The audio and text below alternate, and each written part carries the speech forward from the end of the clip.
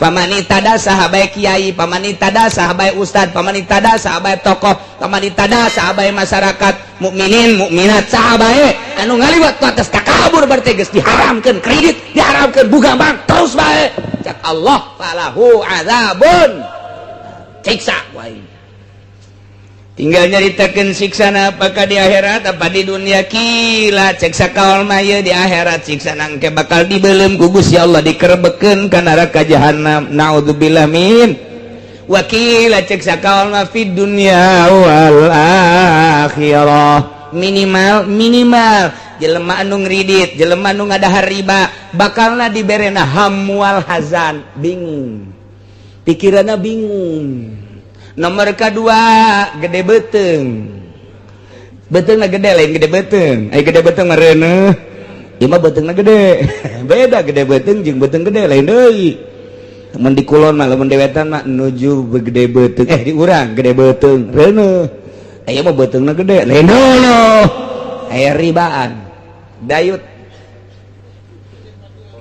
betengna dayutnya nama eta teh tanda bahwa eta teh osok ngadahar riba. Allahumma ya rafi'an darajat, Allahumma ya rafi'an darajat, Allah ya ayyuhalladzina amanu hai jelema nu ariman ka Gusti Allah rek larek awawe layabluwannakumullah yakin Allah bakal nguji ka aranjeun ka babisain ku kreditan tanaluhu anu bisa babari dicekel aidikum ku leungeun daratang sorangan kredit teh ka imah dek ngredit mobil datang dek ngredit motor datang diangsong-angsongkeun ka imah komo ai gincu mata madu geus das warima hukum nugalal de mah urang kudu lempang ka ditu tapi tetep bae babari ieu dilarang ku Gusti Allah lialam Allah ngara Allah nyahoeun mayaqafuhu bil gaib ka jelema anu sieun ka Gusti Allah secara gaib sieun teh ka Gusti Allah Allah teh teu Allah teh teu kadeu ku urang tapi Allah innallaha ma'ana neuleukeun ka urang saha coba mayaqafuhu bil gaib nu sieun ka Allah.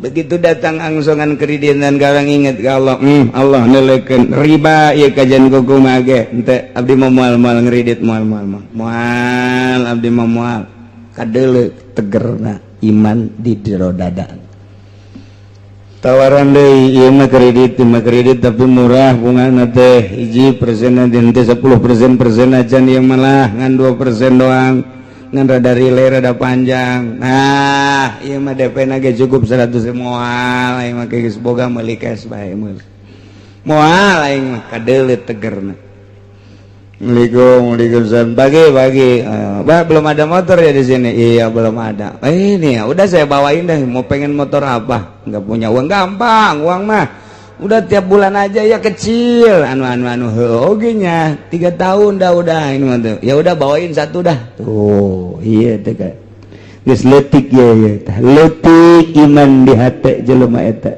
leutik iman di dadana pagi kiai pagi aduh pagi sibuk ya suka kemana aja ya kadang-kadang atuh undangan ya, muludan aja maka lu nggak punya kendaraan sulit kiai iya emang udah saya bawain aja di sini mau Avanza ada, mau Kijang juga ada, mau apa juga ada. Udah yang penting berapa itu? Udah gampang sama saya mah yang penting mah ada KTP sama itu aja surat keluarga udah gampang dah. Aduh itu aja nah. Ya udah bawain satu. Kiai Blon. Kiai Blon kos itu tah. Gimana nu teger kiai coba keluar. Demandak ngomong ngapuluh ya boleh aja ngomongnya nager ieu mah cenah loba ieu santai nu ngaraji kuari mah jauh atuh bongan sia diacak-acak ku sorangan bongan sia atuh teu make ilmu boro-boro batur rek ngaji sia ge teu make ilmu keur ieu mah cenah ja iya alhamdulillah batur ngaji 20 30 mah datang ka 70 aya kuari waktu sia teh aja di tim sukses segala naik ka panggung segala naon ya emang kos gitu temen atuh lain bagian sia emang ngariung kuduna lain ngadoa bari ceurik di luhureun panggung ngadoakeun kos karar itu ye sugan temen teh jadi mamalah atuh pan sia ge lamun teu dibere duit mambung kan ngadoa oh sih kan itu banyakit di babawa kunyana hayang dituturkeun ku santri moal bisa atuh ilmu Allah mah teu bisa pakai lalagaan kajeng teuing urang muka pondok pesantren niat ibadah dek nungtun santri aing mah kena nyahuan ka Gusti Allah belah dieuna kena bisaeun maca kitab kabelah dituna kena nyahuan ka Gusti Allah abah ibadahna mantep niatan di jero hatena modal kos kitu aju prek bae kiaina sabulan sakali ngajina dituturkeun wae ngaji mah kos kitu tapi lamun urang geus mengko ti dinya mulai ngeridit hayu tiatut hayu ti WA hayu geus di mana bae geus hayu ceramah hayang cawambon melulu moal dituturkeun kok bisa gitu Kiai lantaran pesantren mah neuk ngembangkeun ilmu Allah non teknis cek urang ketos non teknis nyaho aing teh nyaho eta di luar teknis pondok pesantren mah geus lamun pondok pesantren make teknis cara pondok pesantren modern dunia tama pesantren mah non teknis teu kudu make teknis pesantren mah lantaran dek nungtun jelema dibawa ka Allah asal dirina madep ka Allah bakal dituturkeun teu kudu make teknis udangkeun budak peuting tahajud berjamaahkeun tahajudna balik we boro-boro tahajud salat henteu non teknis pesantren ulah di pikiran teknis asal betah bae heula di pondok asal betah bae heulanan teu kudu ngaji geus pokona mah masak kees teu kudu ka masjid heulanan asal betah bae heulanan ge isinan sorangan aing mondok geus sabaraha bulan ieu dahar bae can ka masjid tegar ulah non teknis pesantren mah deuleu riwayat waliullah pesantren mah teu kudu dititahan ngajejang ayo sing bener ngajar teu kudu cicing di pondok pesantren masak kayak beak duit bapana neng sebulan 2 bulan kakarak nyara ka masjid berjamaah Allah nongkrong kiai nongkrong ngaji nya kitab naon kitab aing macan boga mulu ka ngaji geus ya ku kiai ge asal betah bae ceuk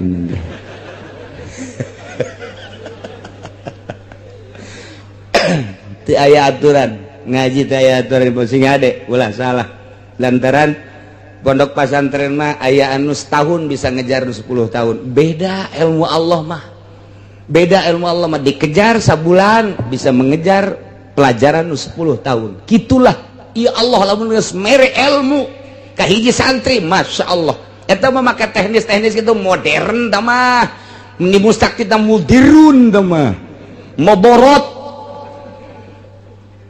pondok pesantren mah tiba heula lagi sok kira tiba heula lagi santri botakan kos du frustasi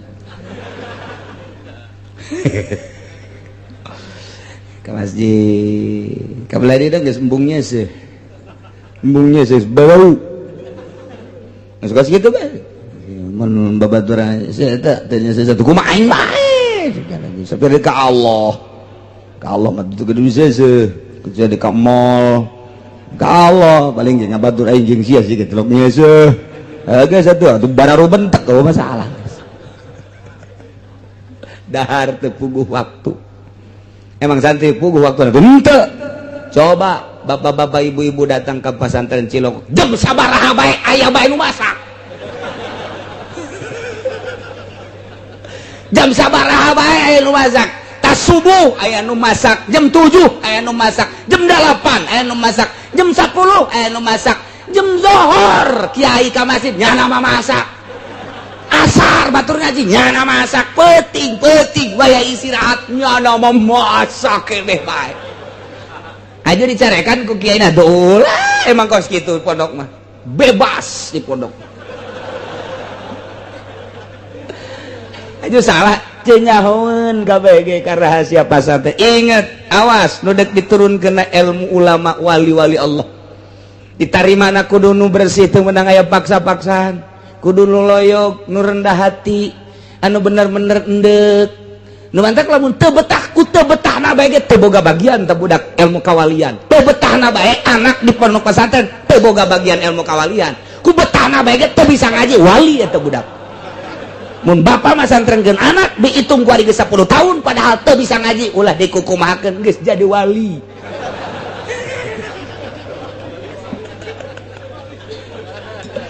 Ye emang bae lain deui atuh. Lain deui pondok pesantren teh meunang aya aturan-aturan eta mah. Aturan-aturan ge sewaktu-waktu teu berjamaah saleter. Eta mah sakadar ngagiatkeun doang kiai teh. Teu salat subuh berjamaah saleter. Di jero hatena mah biasa-biasa supaya budak giat doang, kebelah dituna geus giat batu geus henteu deui. Mana aya nu langgeng aturan di pondok pesantren tuh. Biasa bae. Tuh sabulan 2 bulan guys, jangan rada betah. Mulai ngaji sorogan ilaman lawa mina binawi matu ambilin. Baruan sira matu bukan matu. Kita bang ngaji di pondok makos lalagaan. Nanti atuh mana bayadun. Leng saminggu teu ngaji. Ngaji tadi pohon deui. Ya tatepkeun bae geus. Geus kitu bae pokona pondok pesantren mah. Setahun, 2 tahun, 3 tahun, 4 tahun, 5 tahun, 6 tahun. Aya muludan. Di mana ceng sia pesantren geus kebal coba sia jadi MC. MC. Tukang ngatur-ngatur teh siap. Padahal mah aing can bisa ieu sebenarnya. Ngan pantang mundur santri mah. Konsepna ti ditu mundur. Komo bab ngariung mah. Jadi MC ngadadak bisana santri. Emang dididik ku guruna titah jadi protokol henteu pendidikan protokol pendidikan MC begitu bisa nyana kebeneran deui korina jeng korina can datang hawasina aceng banyak siap nyana pan jadi kori pohara jasa pan ya beda sautak saeutik lah beres teh tuh sambutan tuan rumah aceng bae lah sambutan tuan rumah sakalian geus hagas mau balik lambat macet nyaw datang nyaw teh aceng siap diborong ku sorangan bae datang ka imam nya ngalamun bae aing sina naonan cekeun santri bagos kitu emang aya nu dipetakeun ti mimina bahan-bahan ngaji doang ngaji ke metakna di imah kabeh santri mah kos kitu tidok aya coba ayeuna pipidatoan ti dituna coba kokorian ti dituna kumaha prakna bae tuh kakarak dirinya mikirnya berarti iya nu kapake ye di lembur teh karak nya mikir saeutak saetik dur bae geus 10 tahun diustadkeun tad kemana tad ulah marah emang kitu aduh aing naik jadi ustad dia isuk dad kemana orang nonton bola yuk siap ustad bae wae nonton bola menonton bola bae da ustad tah santri mah non teknis kajian gedeng teu meunang terus bae kiai na ngaji bae lillahi taala teu meunang marah ka santrina teh aya lain boga maksud tertentu mah kecuali boga maksud tertentu ngadidik ku cara marah masalah breng 10 tahun 15 tahun kadele padahal mah di pondok nanti lok ngaji tapi di imah nama masyaallah kapake tuh cek lembur teh ajang ulah ka mananya ieu masjid jauh deui di kokolot teh aing dikolotkeun burung jeung nya nya hatena seserian siap sapira jadi imam santri ogos kitu. Untuk maju kabeh ge maju dak di Jakarta coba nu nyekel masjid pondok pesantren naon kata musola santri salap mayoritas hampir 70% Jakarta nu aya di masjid urang Pandeglang urang Serang urang Tangerang salap di Bandung sarua bae masjid-masjid dicekelan ku bangsa nu keluaran lain salap masyarakat teu narima heran dipaksakeun ge lain bae cak teh lain kos kitu lain tempatnya belum keluaran salap masya Allah salah sautak setting manges maafu naon eta tereuhna basicna awalna memang maksud ibadah jadi ngeunaheun dibawana endek ibadah dibawa kudu sok ibadah nikmat tapi lamun masyarakat dek ibadah dipimpin kudu lain ibadah duduiteun lain deui bae hatena jadi teu sapagodos antara masinis jeung muatan lain deui sakitu hebatna capetangnya nanti lamun khutbah capetang hate teh lain deui bae kunaon maksudna lain deuk ibadah lantaran santri mah didik nedek ibadah ngeunah eta mah variasi doang berkat-berkat mah kos kitu mah ibadah tuh matak pondok pesantren mah teu bisa kitu geus lamun kiaina mahiwal jadi tim sukses di partai misalnya kiaina milu di Golkar sabaraha kiai nu runtuh Tangerang Serang Pandeglang teu kudu ka Jakarta teu kudu ka Jawa Tengah Jawa Timur ambuk naon eta niatanana geus lain deuk ka Allah deui tah mantak sing hade ieu kredit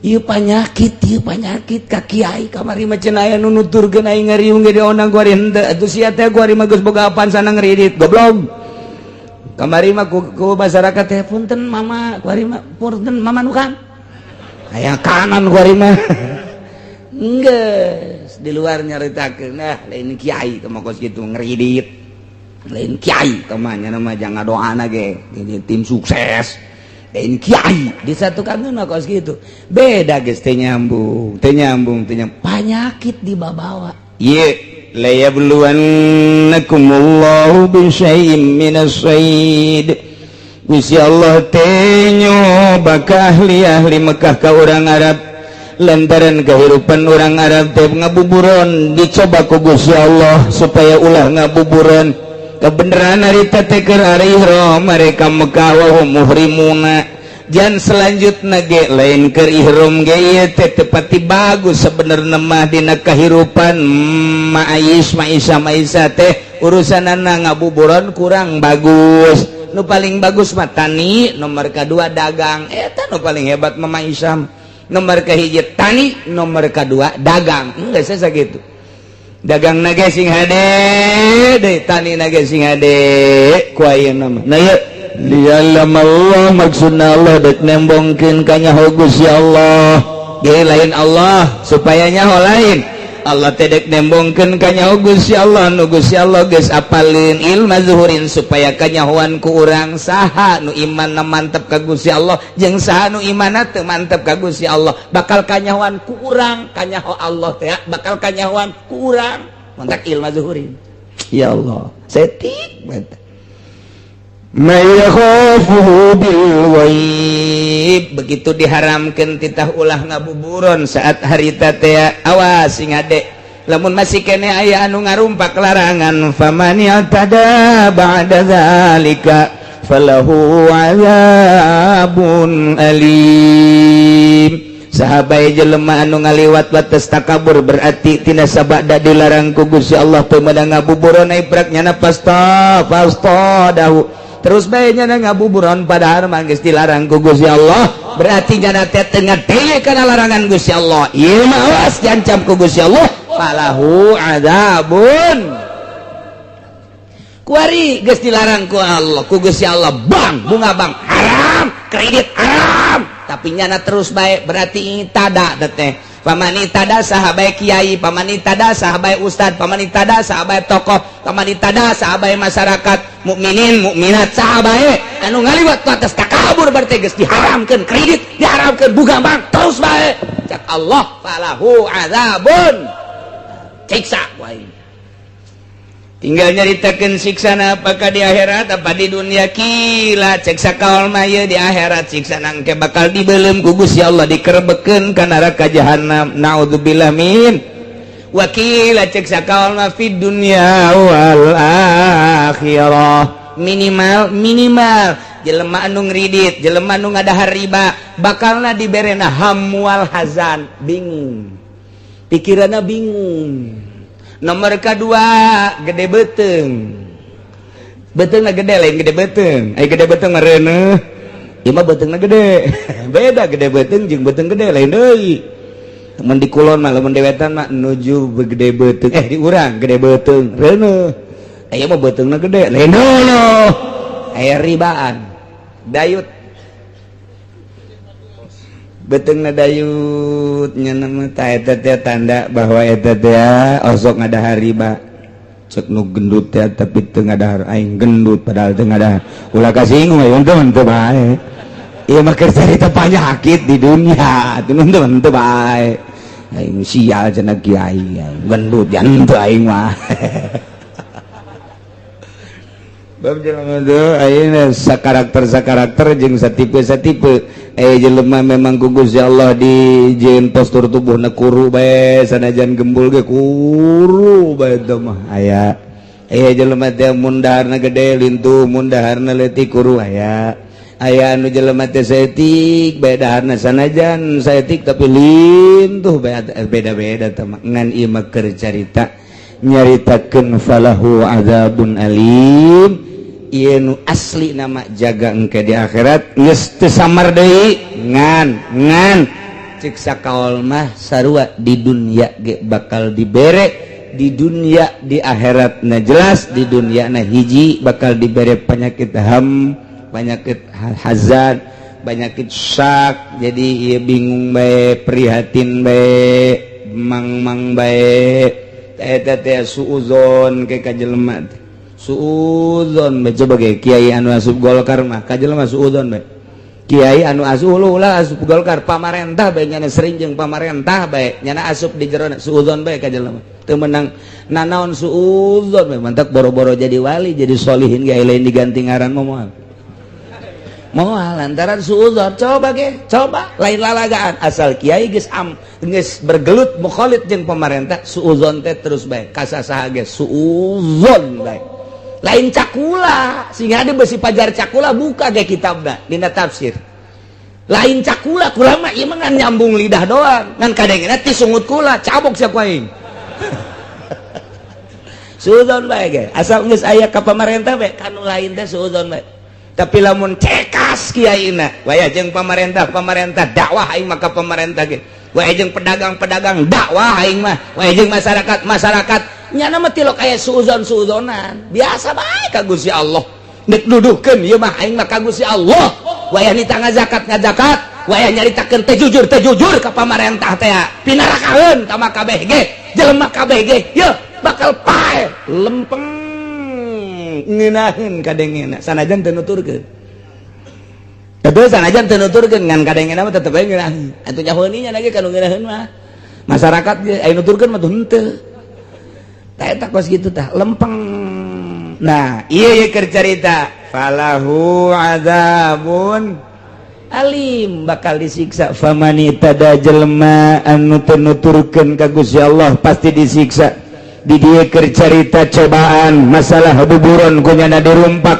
atuh puguh ku Allah dilarang kunyana dilaksanakeun takabur berarti teu nurut ka Gusti Allah pasti disiksa anak puguh ku Gusti Allah dilarang ngeridit teh terus bae motor ngeridit sepeda ngeridit imah ngeridit dahar ge ngeridit terus bae tah eta teh falahu adzabun naudzubillah min mudah-mudahan orang gabehan dibere caang hati orang dibere cekas hati orang sehingga orang narima aturan-aturan ti Gusti Allah bisa ngalaksanakeun sagabeh parendahanana bisa ngajauhan sagabeh laranganana sehingga orang maot aya dina ridho Allah subhanahu wa ta'ala digiring di masyar menuju surga Allah di bawah bendera kangjeng Nabi orang kangjeng Nabi Muhammad sallallahu alaihi wasallam uga di bawah bendera panji-panji guru-guru orang anu ahli-ahli Allah subhanahu wa ta'ala amin ya rabbal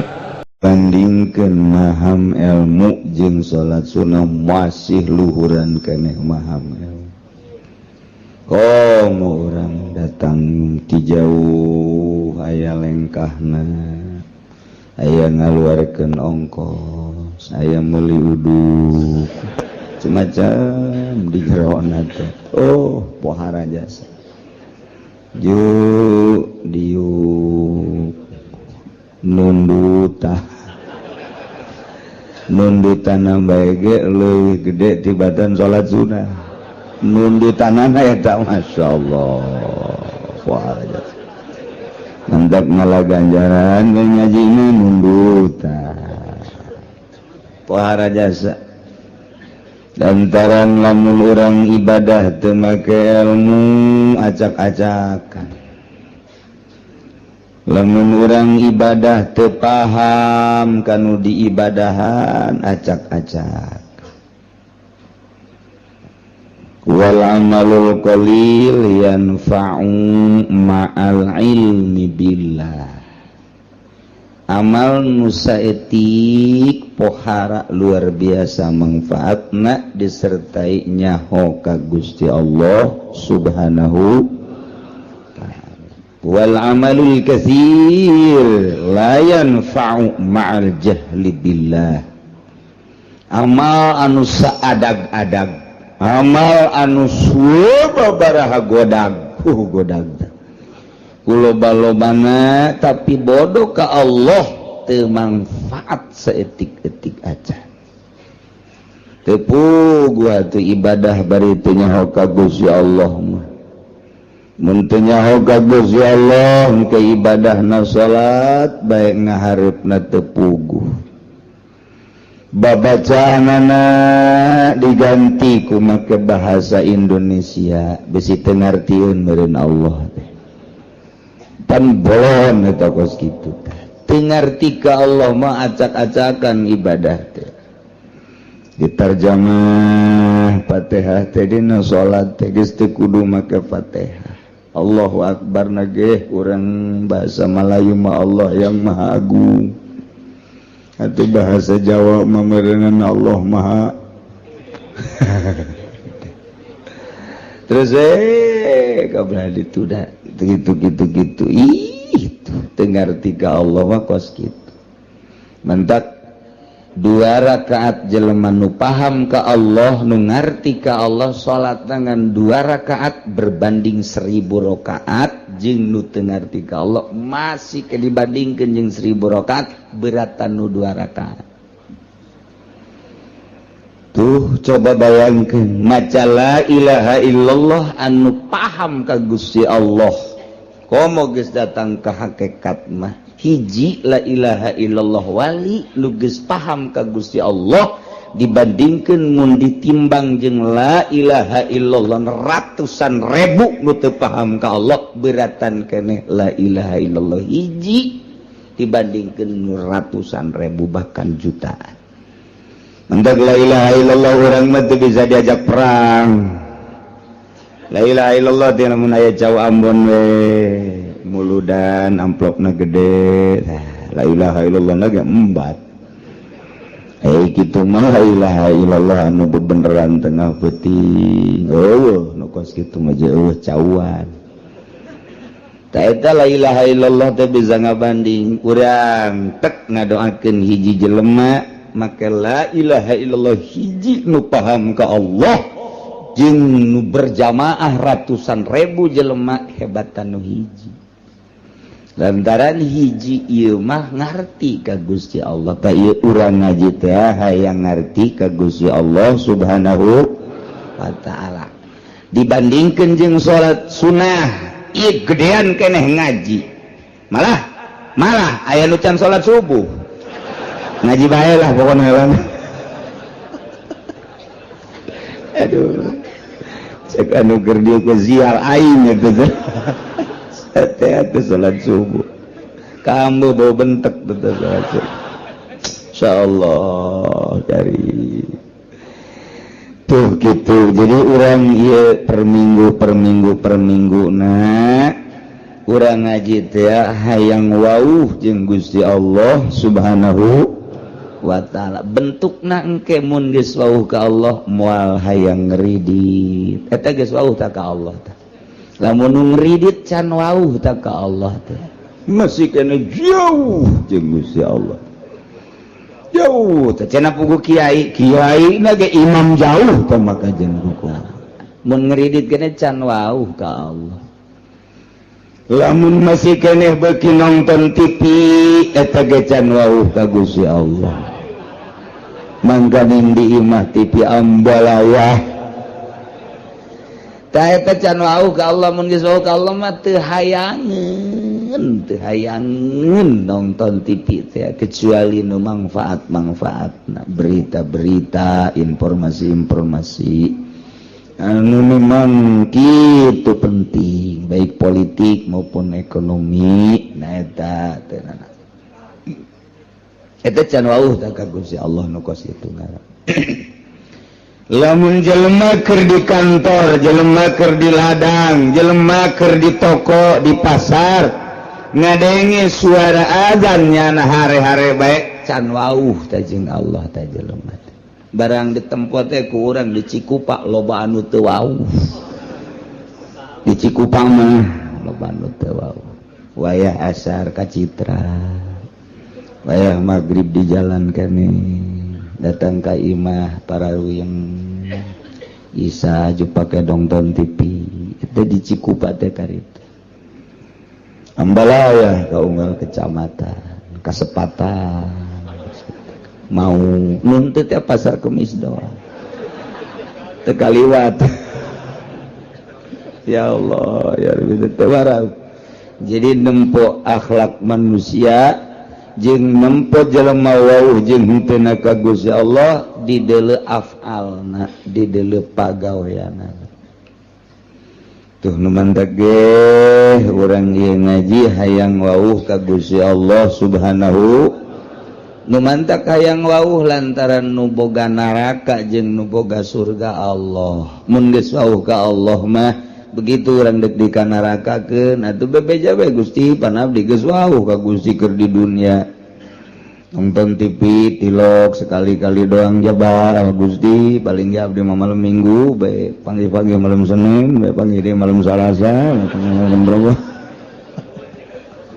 Terus-terusan bebe jaga Gusti Allah Gusti manyabdi kudu dikanaragakeun pan abdi teh wauh ka Gusti ciri wauhna pan abdi teh embung ridit, embung mabok, embung zina. Eta teh abdi nu mantak embung wauh ka Gusti cak Gusti ulah abdi pan henteu. Pancak Gusti salat abdi salat, pancak Gusti puasa abdi puasa. Berarti abdi wauh ka Gusti. Adapun soal kurang husuk mah tuh hampur bae Gusti. Oh. Begitu tah. Oh, cek si jalan coba padahal banget sih ada barang di dalam teh. Oh bener ada herang saya tiga banget. Malaikat amankeun teh mah wauh ka aing. Wauh emang cek malaikat? Ya setengah wauh lah. Tuh, setengah wauh bae salamet. Komo nu wauh jasam. Masya Allah, nu mantak libetkeun diri urang, wauhkeun diri urang, angsongkeun diri urang ka pangajian.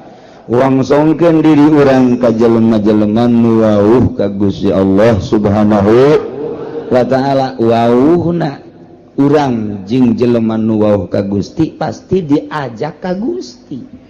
Lamun urang wauhna ka jelema nu paham ekonomi diajak berekonomi. Urang wauhna jeung jelema nu paham politik diajak berpolitik. Urang wauhna jeung jelema jeung tukang ngabohong pasti urang milu bae tah ngabohong. Geus mun wauhna urang jeung jelema nu wauh ka Gusti Allah, nu paham ka Gusti Allah, pasti diajakna ka Gusti Allah Subhanahu wa taala. Wauhkeun diri urang ka Allah, babari wauh ka Allah. Dia cek Kanjeng Nabi ti Gusti keneh man arafa nafsah arafa rabbah. Sajelema anu nyaho ka dirina bakal nyaho ka pangeran. Nyaho ka diri urang, urang nyaho ka pangeran. Saha diri urang teh makhluk, berarti nyaho pangeran teh khaliq. Saha diri urang mah butuh dahar, berarti khaliq mah teu butuh dahar. Sebab Allah mah mukhalafah lil hawadis, nyaho ka diri urang bakal nyaho ka Gusti Allah. Carana bertauhid coba gerak tibimiti wujud kidam bako mukhalafatus kabelah dituna terus orang bersyariat bertauhid berangkat timimiti aqwal datang ke ahwal urang engke wauh jeung Gusti Allah.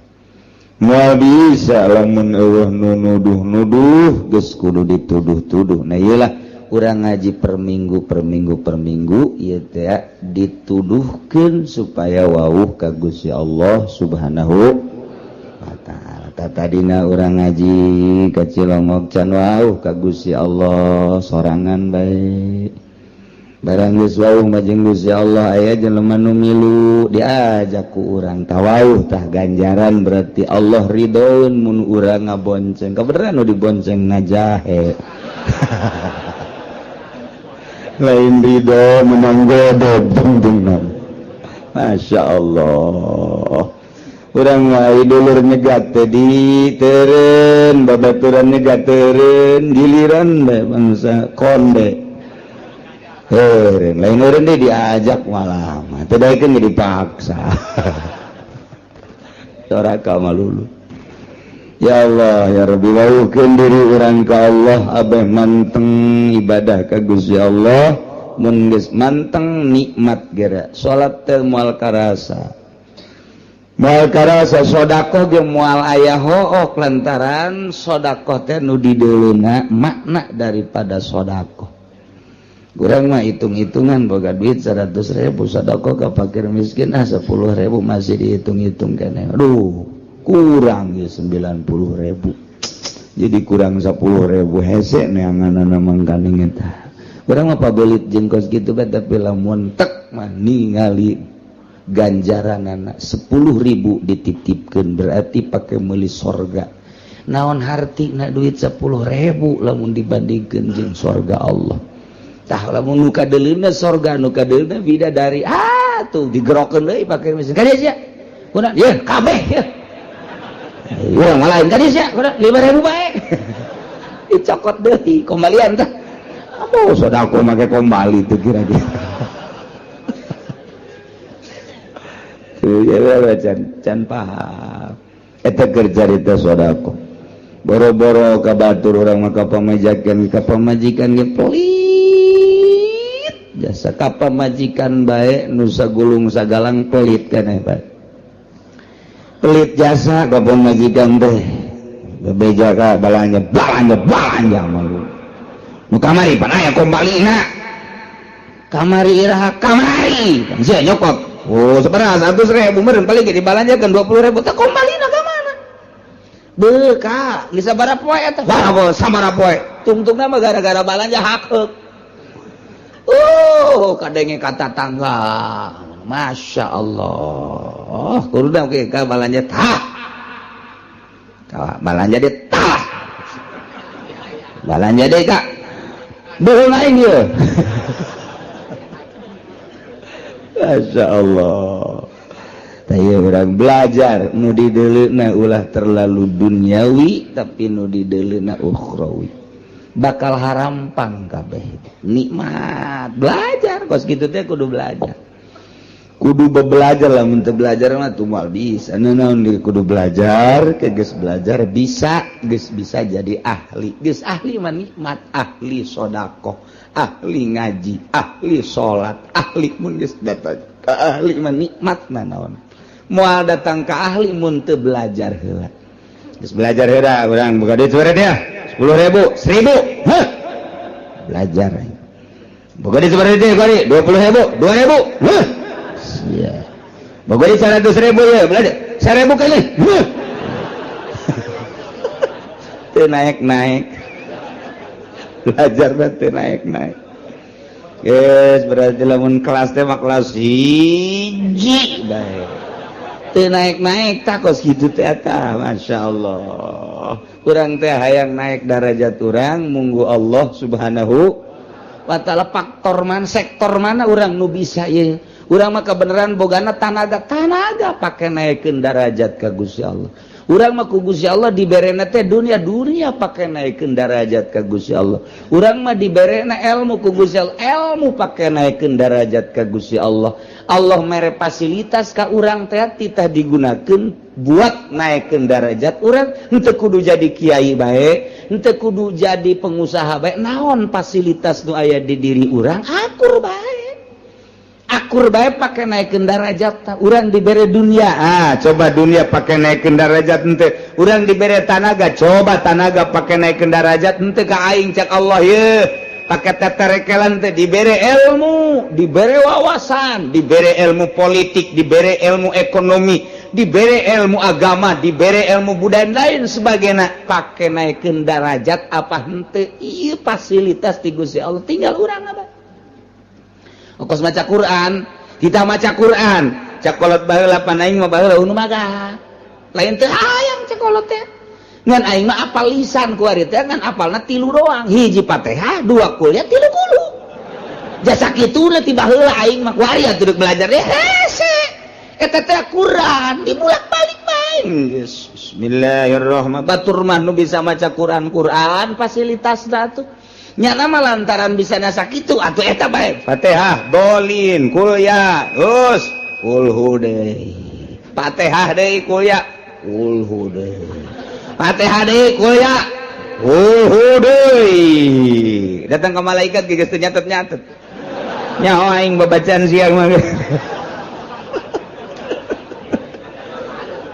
ci atuh kos kitu bae eta ulah jadi ulah risi ku sebab tuh bisa baca Quran aja lep tuh baca eta Quran eta geus bae kulhu bae geus kulhu bae dieu kulhu kaluar kulhu di jero kulhu peuting kulhu barang kulhu bae emang di sana eta doang eta teh Quran jadi atakah pan urang mun maca kulhu 100.000 haram ka neraka Masya Allah 100.000 baca bae kulhu bismillahirrahmanirrahim 70.000 cek sakaol mah dia sih 100.000 kan kurang baca kulhu coba eta aya keneh waktu jang aki-aki mah jeung nini lah aing mah mendingan diharamkeun bae ka surga ka neraka maca kulhu bae pas beres 100.000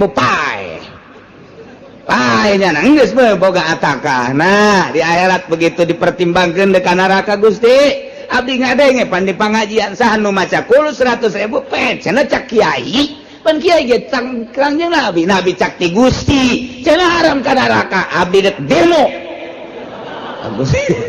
lantaran teu bisa abdi mah abdi ngadenge ku ceuli abdi bose mah nundutan ya lap-lapan lah teh jadi tah bahasa-bahasa kos gitu bisa pakai pertanggung jawab ke Gusti Allah tah eta hasil ngaji pan hasil ngaji mun kitu mah urang teu ngaji ban saya maca naon maca kul jasa nah yang maca bae engke na moal bisa demo ka Gusti begitu kana rakakeun atuh pan Gusti abdi maca kulu cak sia cak sanya haritanya tuh tanggung jawab aya kitu mah cak sia ngaji dieu lu ngajina cilongok teangkeun kiaina bener pernah ngutakan bener cak sia buka kurang teh pan qala Nabi sallallahu alaihi wasallam man qala al-ikhlas mi'ata marrah mi'ata alfi marrah bejakeun ataqallahu pan eta cak Kangjeng Nabi tapi dipanggil bener pencak Gusti wah bener ieu mah tuh geus ka surga kan cak malaikat ieu catatanna aya nonton TV geus sampura ampura nikmat luar biasa tuh nuhun libatkan diri orang di pengajian supaya orang ngerti ka Gusti Allah mun geus ngarti ka Gusti Allah ibadah teh mantap memantek para ulama daek maca Quran tengah peuting tahajud maca zikir jeung sajabadah ngarti nyana ka Allah pagon kiai nu ngartina ka amplop bae mah undangan bae kereknya mah undangan aing beung paruyang cek kana ieu. Duh, esek cek. Duh, nang puyeng. Undangan teh kudu mah nikmat. Alhamdulillah rineh ieu maca Quran. Nu biasana osok sajuz ieu mah undangan ieu bisa 5 juz. Ieu mah lain, rokok beak ieu. Eueuh deui nu ngondang sial. Kas geus ipis ieu. Heran lah ieu, dakwah sih kos kitu. Masya Allah tah wauhkeun diri urang carana supaya urang wauh libatkeun di pengajian abeh urang ngarti kanu diibadahan ku urang sebab wal amalul qalil yanfa'u ma'al ilmi billah wal amalul katsir la yanfa'u ma'al jahli billah jadi jelema teu paham ka Gusti Allah jelema can wauh ka Gusti Allah salat deui maca Quran maca sholawat zikir terus bae dilawan ku bari diuk bae ku wali mah hebatan wali aya sia gara salat bae salat sia nu loba jutaan rakaat wali mah kerek diudangkeun dahar bismillahirrahmanirrahim tas dahar itu mah waduh keur tunjulan we salat wah jadi diudangkeun deui dahar dahar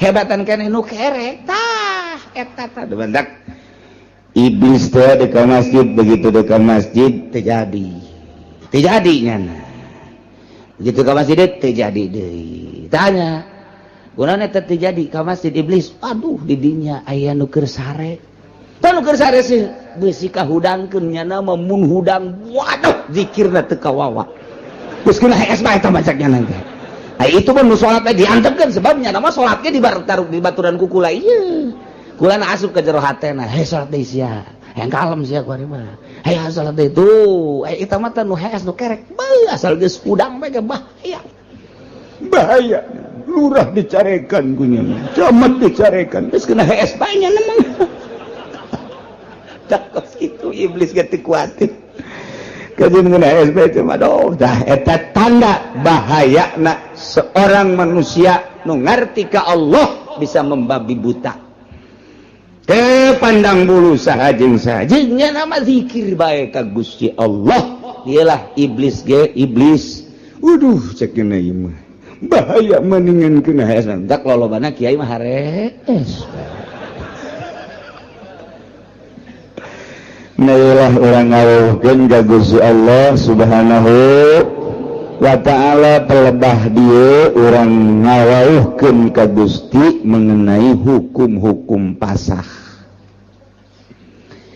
sarwiti orang Cikupa kawin ka Ki Zaid orang Pasar Kemis harita akad tikahna teh di mas kawinan ku 10 gram kabeneran begitu akad tikah mas kawina teh bebejana leungit berarti kuari dihutang cek walinaan katuka wazawatuka binti sarwiti bimahri 10 gram zahaban isya kontan apa hutang ceknya leungit di jalan berarti muajalan hutang 10 gram hutang mobil tuh nikah bimahri mazkur ajal kuring nerima nikah kanyi Zarwiti 10 gram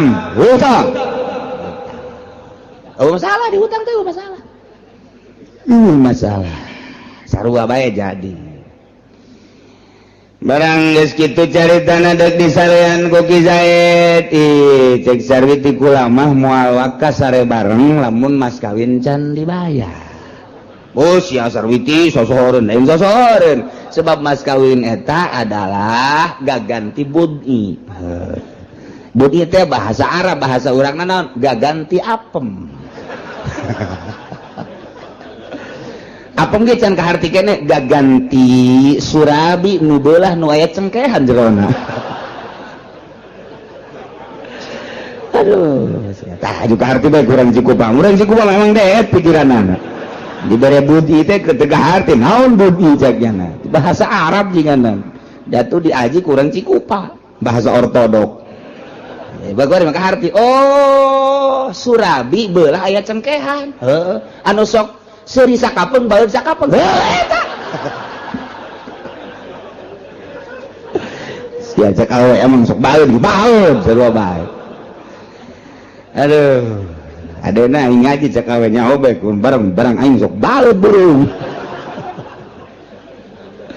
tah cek Sarwiti kula mah moal lantaran mas kawin teh iwadun anil budi gaganti liliron tina bobogaan kula berarti nyamulah 10 gram nya dihutang kuari lamun dibikeun bae atuh gagantina bisa cek Sarwiti mun can dibayar moal tugas karek balik ke rek usaha jung itu didoakeun cek Sarwiti teh ka ulah ngambek nyangan ieu mah kula mah hayang ge hayang dibayar doang mas kawin oh teu tanah cintaku tetap padamu Masya Allah ngadengi cintaku padamu ringkak bulu aing mah. Nah usaha eta dikersakeun ieu Kiki Zaid teh usahana ngajejes pas kawin di PHK kuari usaha teu maju-maju malah aya ge sautak saeutik tah tina modal teh dirampas copet beak kabeh. Mana kontrakan can kabayar, mana duit dicopet batur, kabeneran deui, kabeneran. Masya Allah kontrakan anak bocor. Sekiza edda ku kikite nyaing hirup ye. Yuk datang ke pemajikan dek ngahibur diri, endahan minta mas kawin. Waduh, sekiza ed kiki abad geus sabulan. Ka 2 bulan, ka 3 bulan. Nah,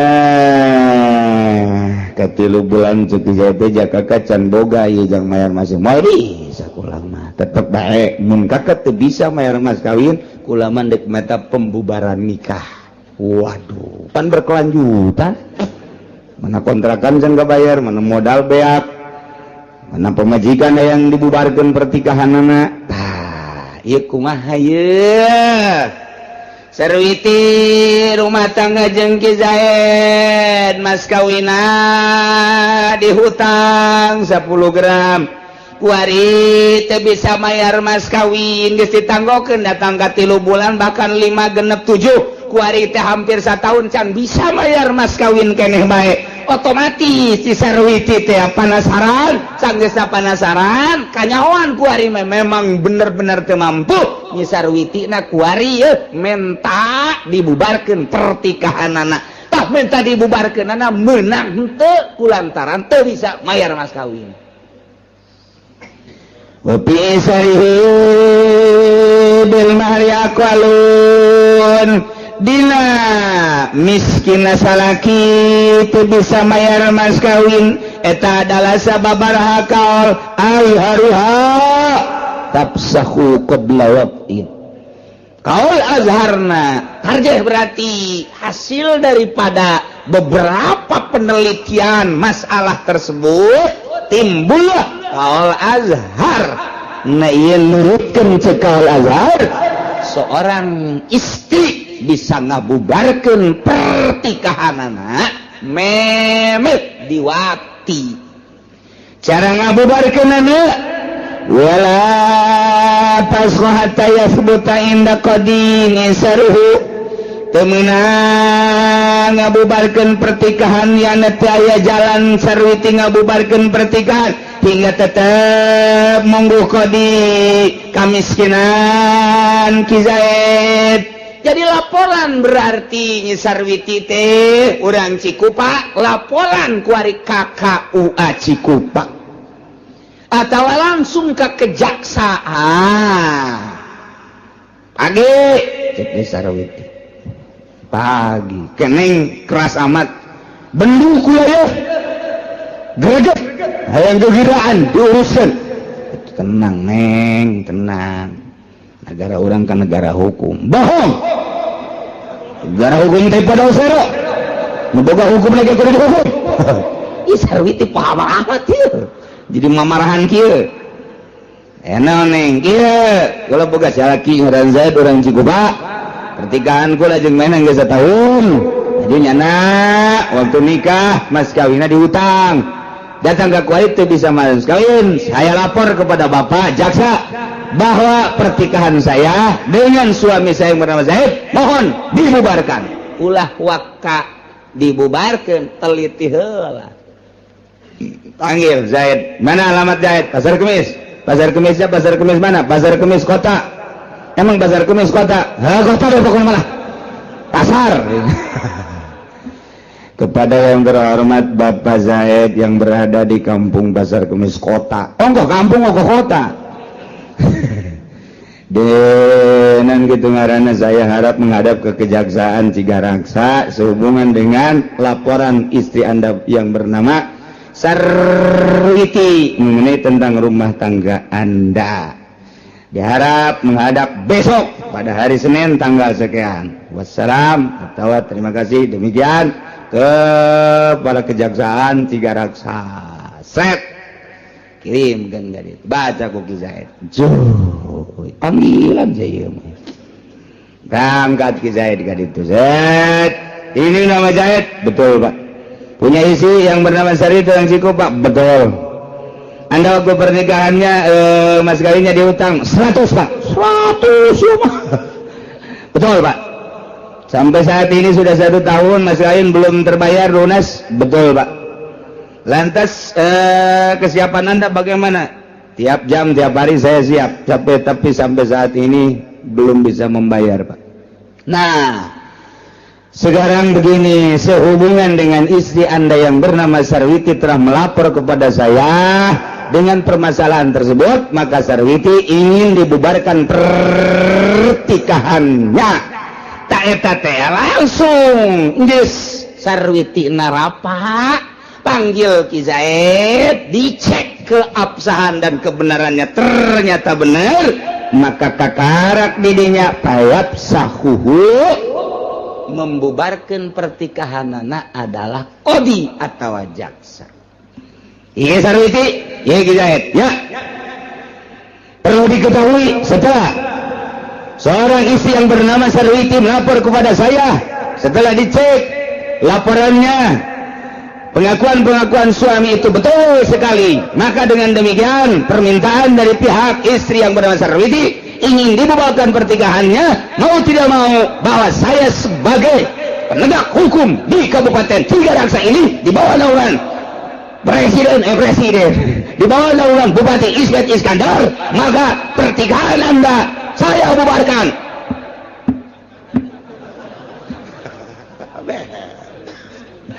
es balik serius ya kan itu balik idah gesnya sia 3 kali sucian beres Ki Zaid moeng ngomong bubar jangan bogoh jasa 1 juta kali bogohan sia teu mampu bayar mas kawin balik sia minta ongkos tolong kain lain mere ongkos cak jasa minta ongkos papan anu berpunya hukum kula kaditu manya kudu leumpang ka pasar keum sebelah sia baku aku latih rakyat bapak ongkosan atuh Pak ongkosan dah ongkosan Pak itu pada duit 100.000 saya buka sepeda teh jangan aing ke ditu ojol ngaranna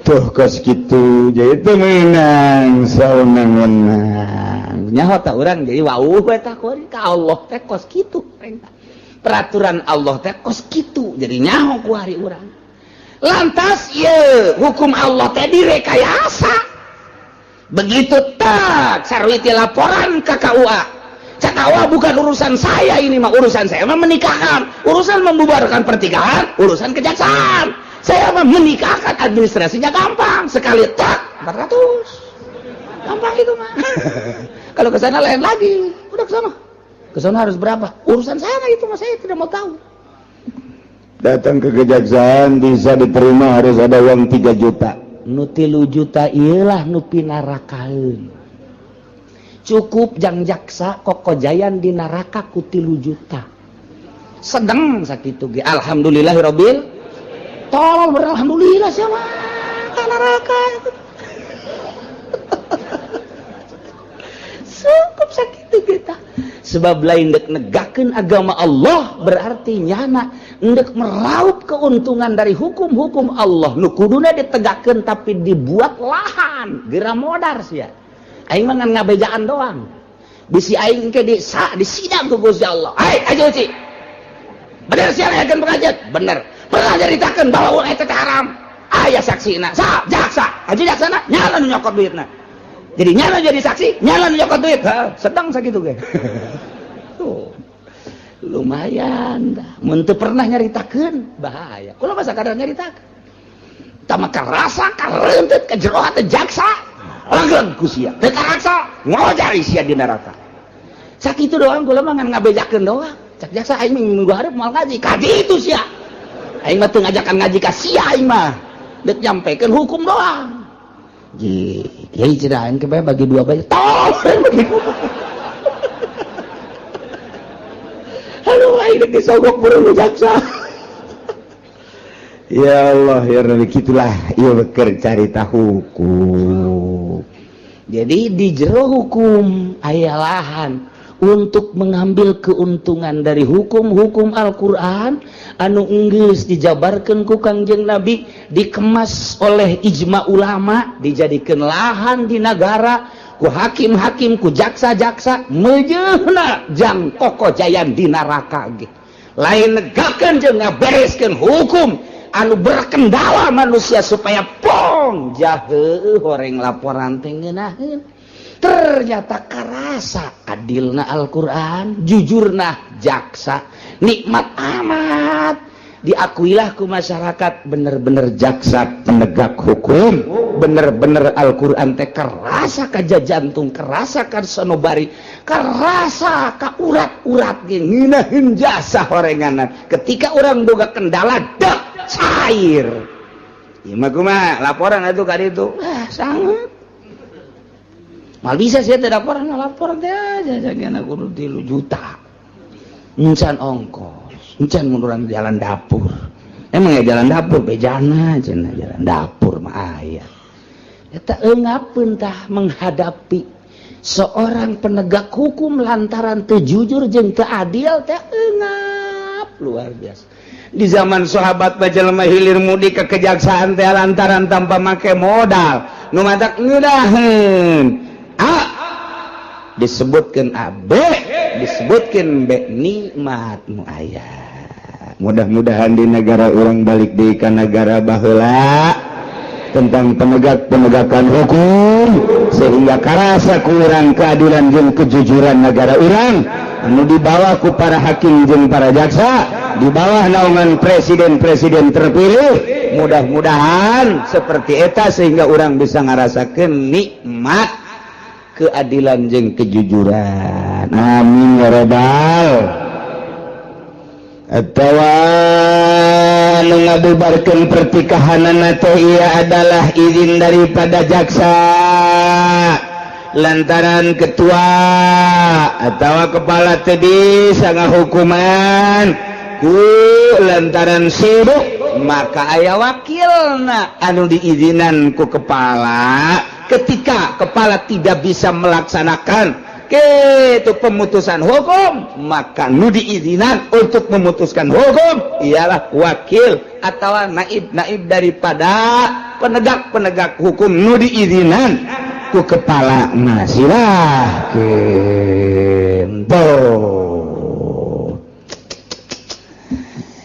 eta teh lamun qoblawatin memehwati kumaha lamun geus diwati Zaid kawin jeung Nyi Sarwiti mas kawina dihutang ditanggokeun ku Nyi Sarwiti hees bareng datang ka 3 bulan barang 3 bulan Ki Zaid teu bisa mayar mas kawin keneh bae nyaah jeung deudeuh mah aya ja cinta ieu karunya Nyi Sarwiti. Begitu ditoel langsung nangkarak masang Nyi Sarwiti teh masang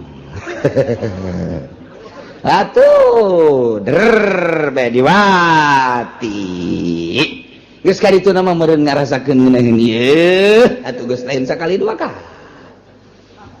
berterus rumah tangga. Ditanya deui ku Nyi Sarwiti geus ka 7 ka 8 bulan bahkan ka setahun ka kumaha ieu masalah mas kawin. Ditanya deui teh tetep ngabaget Ki Zaid teh yakni teu bisa mayar mas kawin Ki Zaid teh ieu teu bisa mayar mas kawin teh kabelah dieuna Nyi Sarwiti minta pembubaran nikah. Duh jadi masalah ku ari kumaha lamun Nyi Sarwiti mas kawina ditangguhkeun yana dihutang 10 gram kuari mah diwatina geus diwati mas kawin can dibayar keneh bae kuari Sarwitina lapor minta dibubarkeun pertikahan menang apa henteu hakim minta ngabubarkeun pertikahanana wa fi sarihi bil mahri. Tidak masalah teu bisa mayar mas kawina seorang suami terhadap istrina ieu beberapa kaul azhariha menurut kaul azhar mun memeh wati mah bisa dibubarkeun la ba'dahu bisa dibubarkan pertikahan Nyi Sarwiti terhadap suamina nomor nama Zaid lantaran nyanana geus diwati sebab eta mas kawin teh iwadun anil budi kuari can dibayar mas kawina geus diserahkeun lantaran karunya teu bisa dibubarkeun tama walaupun tetep bae hutang bae mas kawin tetep hutang ngan pembubaran nikah mah teu bisa lantaran geus diserahkeun tateh bobogaanana ka Ki Zaid kitu caritana eta mah precis ongkos jelema jual beli Zaid ngajual motor kaki Umar harga 10 juta Zaid ngaranna Bai Umar ngaranna Mustari da eta jual beli geus jadi secara omong-omong 10 juta wari tinggal nyerahkeun dina barangna yakni motor tah kuari si motorna ieu aya nu maling motorna aya nu maling duit da can diserahkeun motorna aya nu maling ta eta jual beulina geus langsung bubar bae geus teu bisa dilanjutkeun lantaran duitna ge encan dibikeun motorna ge can diserahkeun kabeneran motorna ieu leuwit atau memang motorna bubar teh akad da naon-naon tapi lamun motorna geus diserahkeun ku ari Zaid ngajual motor kaki Umar motorna ku ari geus diserahkeun duit nama encan dan motor geus diserahkeun jadi teteh jual belina motor geus diserahkeun duitnya begitu ditagih icuk colek icuk colek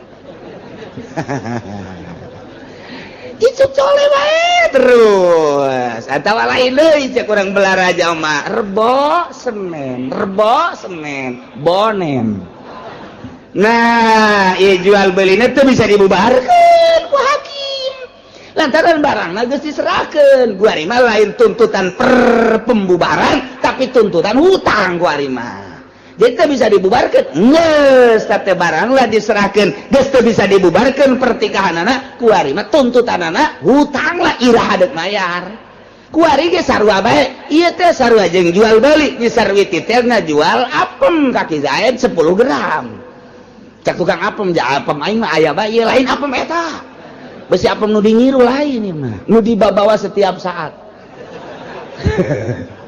nah eta teh geus diserahkeun ku ari apemna ka Ki Zaid tuntutanana teu meunang pembubaran pertikahan tuntutanana ku ari mah tuntutan iraha deuk bayar mas kawin sarua tuh ieu mah keur carita contoh Zaid ngajual motor kaki Umar 10 juta motorna geus diserahkeun kaki Umar tinggal duitna encan ja Caki Umar engke soleh barang sore engke icuk ditanya icuk engke tole icuk deh jadi eta motor mah geus jadi teu meunang pembubaran pertikahan perjual belian teu meunang lantaran geus diserahkeun barangna ka ditu ku ari mah dituntut teh adalah iraha deuk bayar hutang.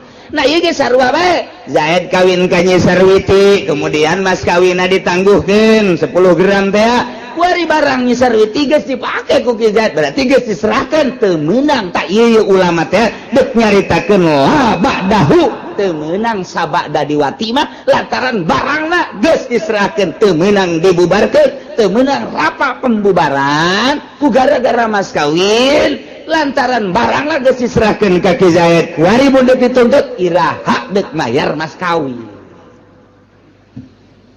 Tuh, ieu ngaji deh urang keur di dieu mah iya. Betul. Balik bae. Nungguan sate doang ngungkus balik. Oh. Emang gitu otak urang. Otak urang memang kos gitu. Sumatu kalin nun najazil pasu. Tuluy nuliskeun sekaol mah dilestarikeun ieu pembubaran pernikahan harita keneh Hakim menerima laporan Sarwiti tentang pertikahan anu ditangguhkeun mas kawina bari barangnya Sarwiti can diserahkeun masih gres keneh. Gres keneh. Teu ngarti orang ketos gres naon sesungguhnya. Pokoknya gres bacan kagores-gores. Masih orsinil kene. Nah tanya Ki Zaidna bener can pernah ditoel-toel acan bungin asal ditoel ngajimpret syaratna mas kawin kudu dibayar heula lantaran geus akurat ieu ti dua belah pihak dalam rangka pemutusan hukum menurut cek sakal jazul pasku lastarikeun luruskeun harita keneh begitu geus dicek kebenaranana bubarkan pertikahan anak tapi wal azhar imhaluhu salasata ayyam cekal azhar mah tangguhkeun sampai 3 hari. Sarwiti ya Bapak terima laporan saudara dan setelah dicek kebenaran Ki Zaid pengakuannya betul setelah 1 tahun ini dia tidak mampu untuk membayar mas kawin. Dengan demikian Bapak tangguhkan dulu sampai 3 hari. Hari apa sekarang? Hari apa Pak? Sekarang Senin. Berarti pembubarannya Senin, Selasa, Rabu, Kamis silahkan untuk dibubarkan. Maka walahal tasku sabihatar rabi menang ka awewe ngabubarkan pertikahan anak subuh poean kaopat. Gas ditangguhkan ku hakim 3 poe Senin, Selasa, Rabu, Kamis subuh isuk-isuk bisa ngabubarkan pertikahan. Begitu dak dibubarkan pertikahan poean kaopat col Ki Zaid. Assalamualaikum. Waalaikumsalam. Kan tegar amat Ka Zaid. Kaluarkeun gunjana. Nah eta mas kawin. Nu bener ka ieu besi barlen doang. Timbang geus sia ka ditu. Kakak geus teu kuat jasa ieu. Geus teu make calana ieu kakak ieu. Aduh, oplo jasa Ki Zaid dah. Kayak kula nungguan aja, iya mah di Cikupa iya, aya toko emas tadinya, silakan datang ke toko emas. Pak, ini emas asli apa bukan? Sini, kotek. Ya betul, emas asli. Timbang, begitu ditimbang, tak betul 10 gram. Serinya Sarwiti. Wih Sarwiti di toko emas kayaknya ke semua rosotkan calana. Mesti jingjing calana deh. Naik ojek, cek tukang ojek, iya bau naon ya. Cenah kiai macem-macem, emang gitu pugu. Datang ke imah, Waalaikumsalam. Eta naon Sarwiti? Sempak. Kan ku sia ibu gawe siap tempur. Lalu mentakila ayu saliman apa kau tahu kecuali Ki Zaid poean kaopat masrahkeun apakah naya nih masrahkeun mas kawina teu meunang ieu Sarwiti ngabubarkeun pertikahan lantaran Ki Zaid mampuan begitu ditangguhkeun 3 poe kaopat poena mayar mas kawina salamet kabeh wallahu alam.